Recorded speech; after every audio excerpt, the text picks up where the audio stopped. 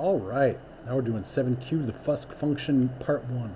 This is by E. Colban, and 86% of people like it. Pardon me.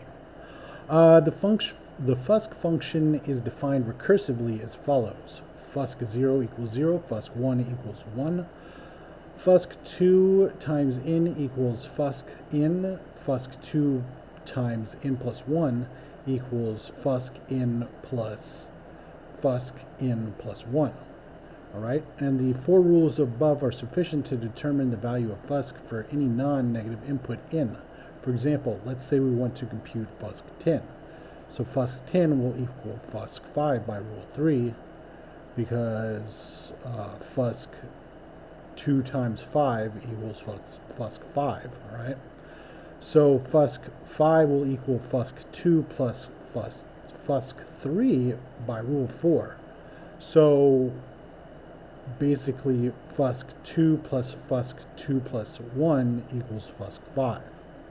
All right, so yeah, Fusc 2 times 2 plus 1 equals 5, right? So Fusc 1 equals Fusc 1 by rule 2. I think we didn't do this one either. Fusc 2 equals Fusc 1, so Fusc 2 will equal 1.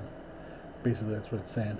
Fusc 3 equals Fusc 1 plus Fusc 2 by rule 4, because Fusc 1 times 2 plus 1 equals 3. And then these two both equal 1. So it'll be 1 plus 1 plus 1, which equals 3 right here. So Fusc 10 equals Fusc 5 equals Fusc 2 plus Fusc 3, which equals 1 plus 2, which equals 3. Anyway, there we go. That's how we do it. Our job is to produce the code for the Fusc function.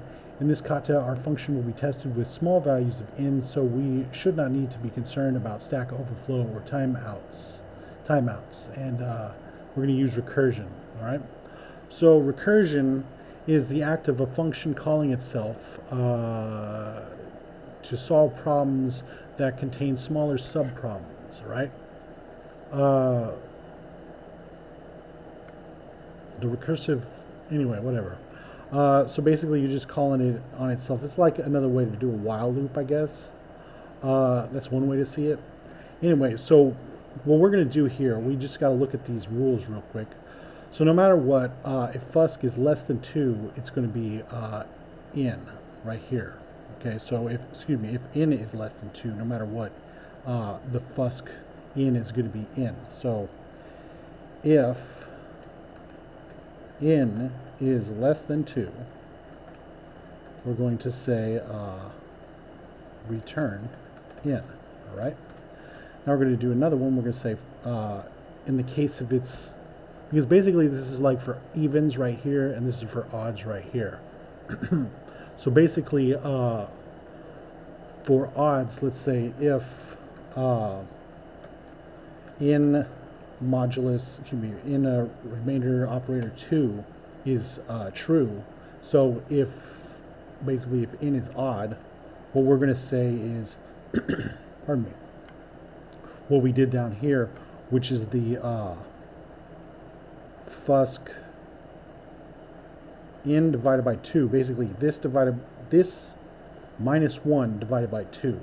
So we're going to say return Fusc in, oops, let me do this, in minus 1 divided by 2, and then we were doing plus Fusc in, let's do that, let's wrap that again, in minus 1 divided by 2 plus 1. Okay, that's what we were getting out of this. And if it's even, so if not, right, if not, we're just going to say return Fusc, what was it? It was in divided by 2, basically. So in over 2, all right? And hopefully this should work. Let's see. Nope. What's the problem?